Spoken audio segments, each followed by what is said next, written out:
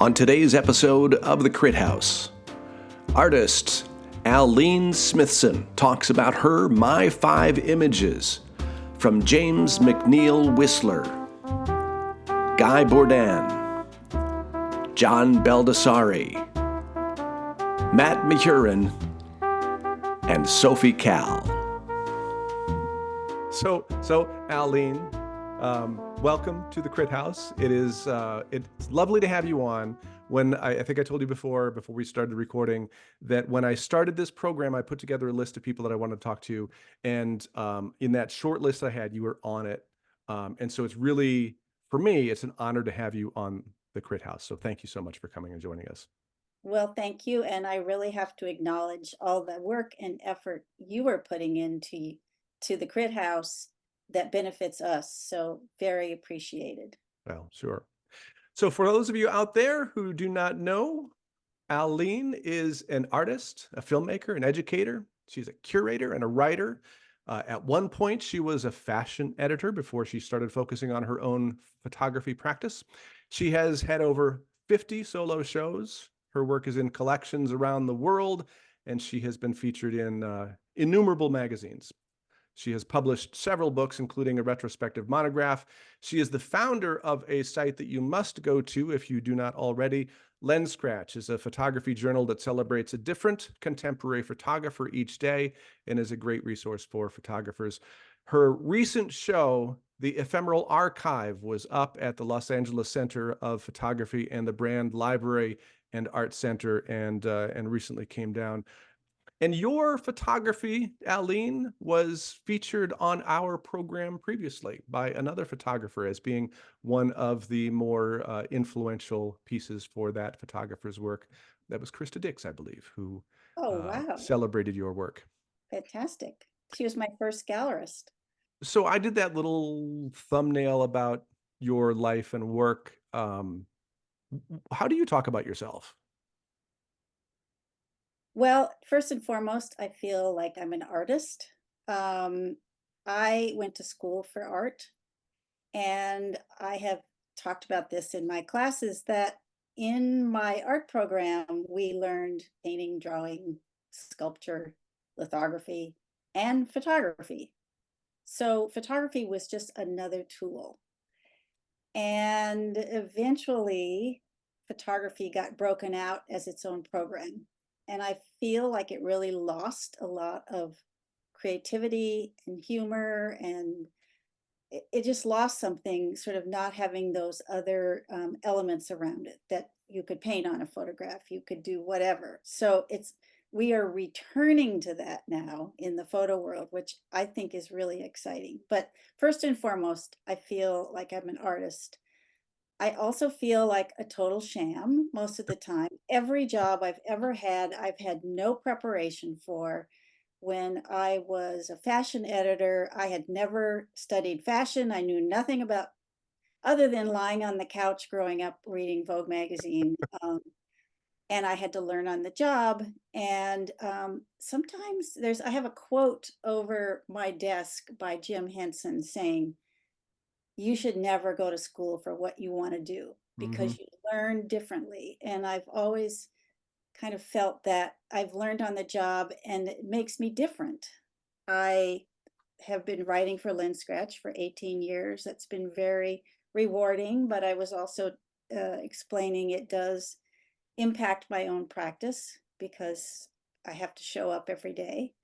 And I'm an artist and a mother and a wife and a friend and just trying to live my best life. So we asked you to take a look at 5 images, which I know is not a perfect way of doing it because one image is hard to do. But so what did you go through in the process of deciding your 5? Well, I never like to follow directions. I'm that kind of student. So I love so much photography, but there's not that one image that has changed my life. It's really looking at artists and their practice that has changed my life. Except we're going to start with an image that was really an aha for me. Well, So that's let's take a look at those 5. okay. So you mentioned your first image as Okay. being one that's influential, Guy Bourdin.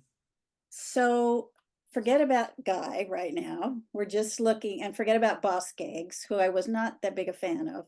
Okay. But I have to say that a lot of my childhood was lying on the living room rug reading album covers and looking at album covers and reading, and it was so I shoot square, and I have to think that there's a connection between my love of record albums and the square image.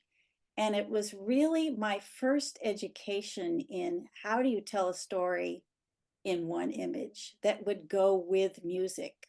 I mean, that's another thing, is that we have lost the connection between music and art, Hmm. that everything is just on Spotify. I remember clearly seeing this image on an album cover and thinking, wow, this is different. This is telling a story. This is asking questions. This is almost like the first frame of a film or something. And the colors were just glorious, and just those red nails. And this album cover just stuck with me for a long time. Guy Bourdin was a French photographer. He did a lot of commercial, mainly commercial photography, but his work was so conceptual and so interesting. He was creating work that nobody else was doing. And it was the first foray where I began to see that a fashion photographer could make fine art at the same time as they were making editorial work. And that was like, oh, this is really interesting. Your second image is with John Baldessari. Tell us about this one, Aline. So, as I said, I was an art major, and this was in California, and I was really, really drawn to California artists. Um, there was a sense of humor that a lot of the artists had. A lot of them were conceptual, and I really miss that in art. I miss humor in art, and I mean, now, as I said, I think people are sort of returning to a really artful practice, but John Baldessari was fearless. A lot of his images he found in the trash. So he didn't take these photos. I think his studio was near a photo lab, and he would just go pick up masses of photos. And then the way he put things together, his practice, so interesting. There's one of the images with dots over people's faces, and he just happened to have at home those like roll of dots when you have a sale or something, and he started putting them on his photographs, and he loved covering the faces because then it made it very democratic. He had a great sense of humor, but he had a great sense of aesthetic. And to this day, I just adore him, and I adore his work. Your third image comes, Matt Mahurin. Is that how that's Yeah. pronounced? Okay, so now I have left school. John Baldessari was when I was in school, Yeah. and I'm now beginning my own practice in the darkroom. And so I was looking to photographers that I found inspiring. Of course, I loved Keith Carter. Everyone loved Keith Carter, but I was really drawn to Matt's work because he was a little edgier. And there's one image that is of Marilyn Manson, and I had that image over my desk probably for 15 years. My kids were always horrified that I had that. And now, of course, I know about his life, and I'm sort of horrified. Mhm. But Matt did an incredible portrait. I mean, it's just all of his work. So going back to the dog, his work gave me permission to print dark and to print moodiness, and to print in a way that things don't have to be perfect. So he was like an early darkroom teacher just by looking at his work. And on the other hand, an artist that all of us know and have for a long period of time. James McNeill Whistler and his mother. So Whistler was someone who I just fell in love with in college when I was studying art. And I love all of his projects. I mean, in the two images that I'm also showing is he was one of the first artists who got into Japan when it opened its doors to the world, which was, I think, was around 1915. And his beautiful paintings of women in kimonos in Japanese settings. Right now, I'm really inspired by his series called Nocturnes, which were sort of landscapes and lakescapes at night with fireworks.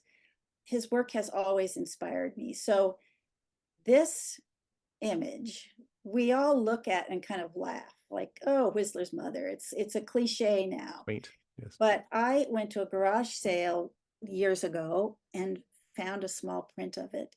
And I really began to look at it in a different way. Like, this is a brilliant composition.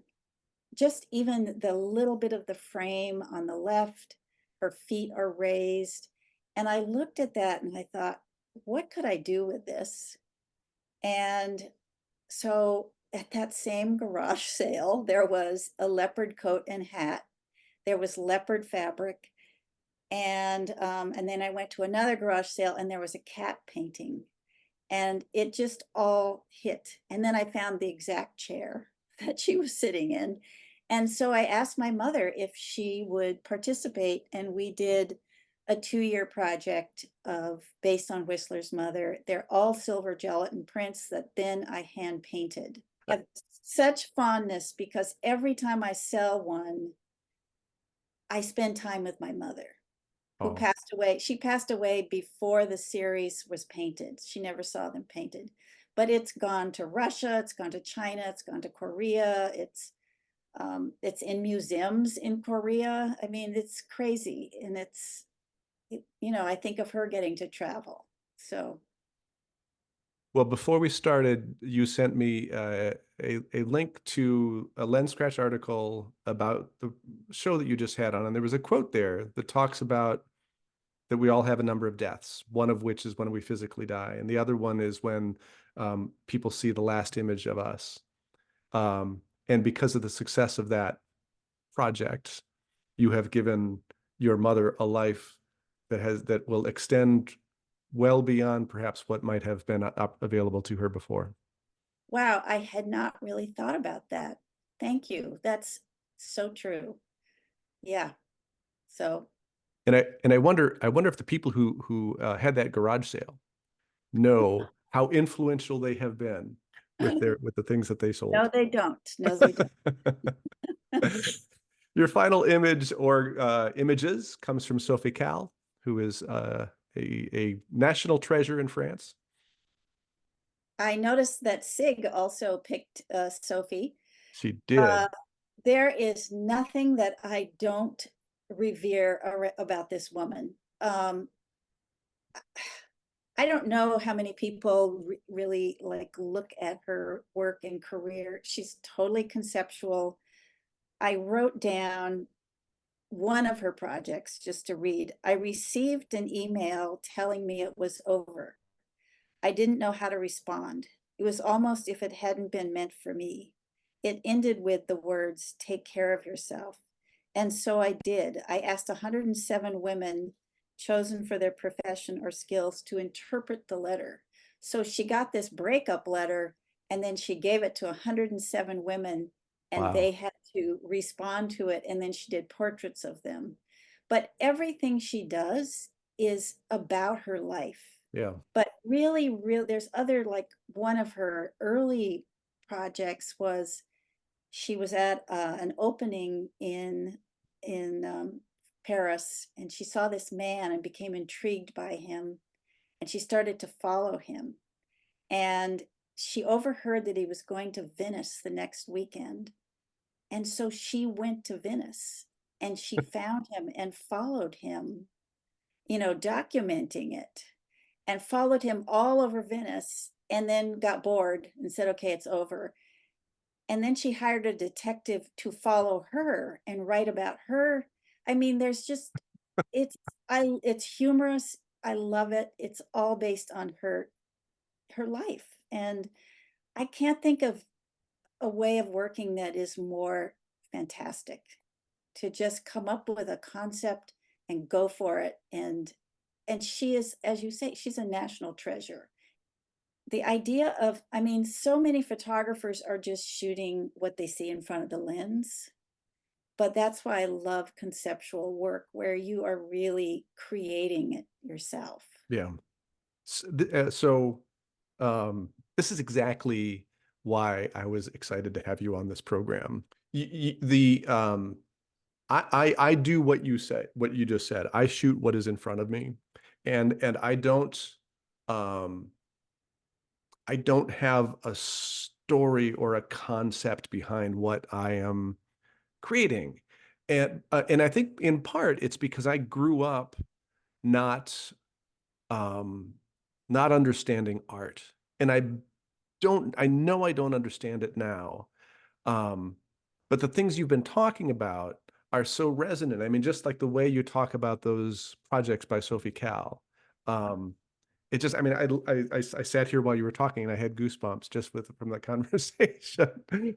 Um, so thank you. Thank you for coming on our program. Thank you for availing us to your your influences as you've grown as an artist. Um, and congratulations on all the great work you have been doing throughout your career. And Thank you so much, Jeff. I'm sure in going forward as well. And thank you all for watching The Crit House.